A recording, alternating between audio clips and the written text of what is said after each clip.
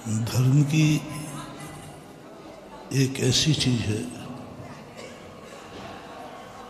जो दुनिया में कहीं पाया नहीं जाता। अधर्म एक ऐसी चीज़ है जो दुनिया में हर जगह पाया जाता है।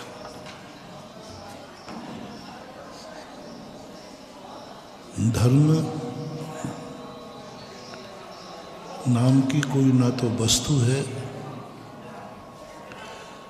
धर्म नाम की ना तो कोई तत्व है, धर्म नाम का ना तो कोई पदार्थ है। जो धर्म अधर्म द्रव्य है उन धर्मों की चर्चा नहीं है यहाँ पर। जिस धर्म से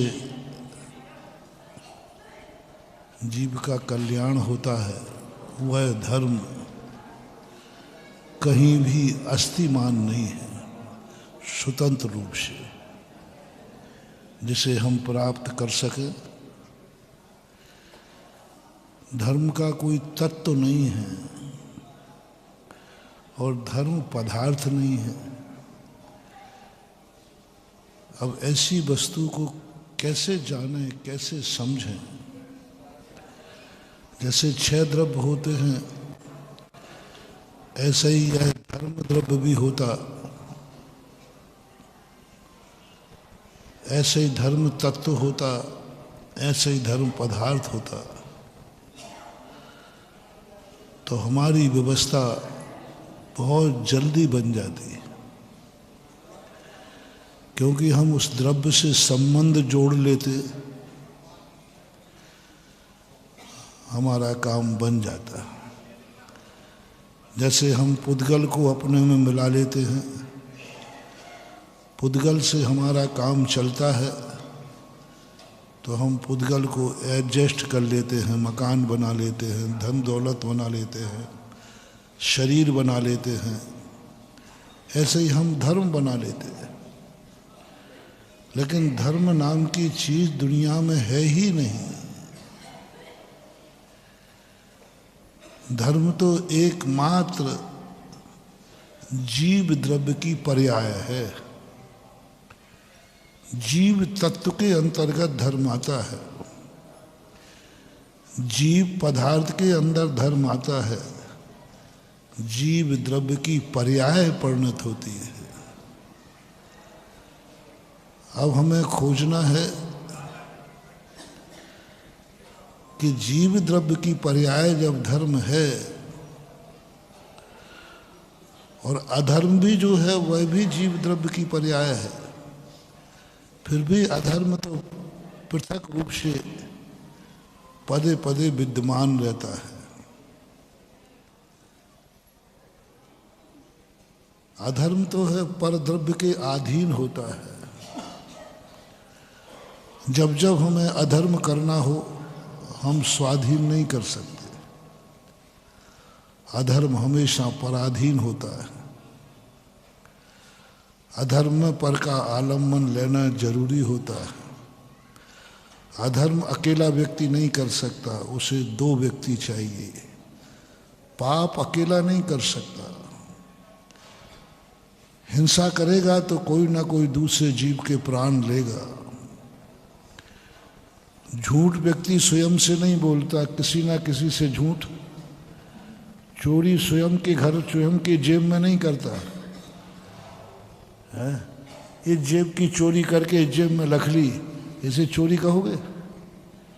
एक व्यक्ति ने इस जेब की चोरी की, अपने ही दूसरी जेब में रख ली, तो ये चोरी के अंतर्गत, क्योंकि दोनों जेबों का मालिक एक। चोरी किसी ना किसी के यहाँ की जाती। व्यभिचार भी, अब्रह्म भी के लिए भी 2 चाहिए। परिग्रह के लिए तो स्पष्ट रूप से 2 हैं ही। ये द्रव्य की बात रही। द्रव्य रूप अधर्म यानी भाव रूप अधर्म करने के लिए हमें कोई ना कोई आलम्बन चाहिए। क्रोध हो, किसी न किसी पे आता है। मान हो, किसी का तिरस्कार होता है। मायाचारी हो, किसी को फंसाता है, लोभ हो, किसी को प्राप्त करने का भाव करता है। जितने दुनिया के अधर्म हैं, पाप हैं, वह पराधीन है, वह अकेला नहीं कर सकता, उसे दो चाहिए। और जहाँ पराधीनता की बात आए, मैं आपसे पूछता हूँ, एक धंधा स्वयं को करना हो और एक धंधा पार्टनरशिप में होता हो, दोनों में सुविधा किस में है?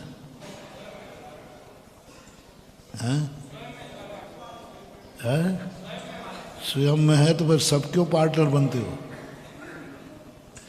बड़ा धंधा करना है तो, और बड़ा करना है तो कंपनी खोलना पड़ेगी, शेयर, वो अंबानी भी क्यों ना हो।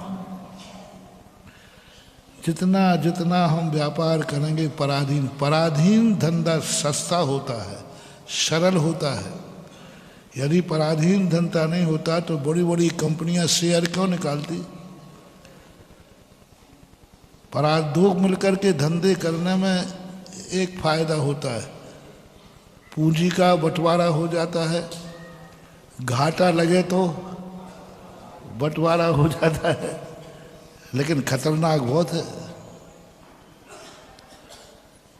बहुत खतरनाक है। फायदा बहुत है, सरल है, दो व्यक्ति मिल जाओ, चार मिल जाओ तो और अच्छा। पार्टनरशिप में बोली लेना हो तो वही एक व्यक्ति लेवे, नहीं दो मिल जाओ तो थोड़ी बोली बढ़ जाती है, तीन मिल जाओ तो और बढ़ जाती है, बोले चार मिल के ले लो तो फिर तो ले लूँगा महाराज, फिर तो कोई दिक्कत ही नहीं। ऐसे ही अधर्म होता है।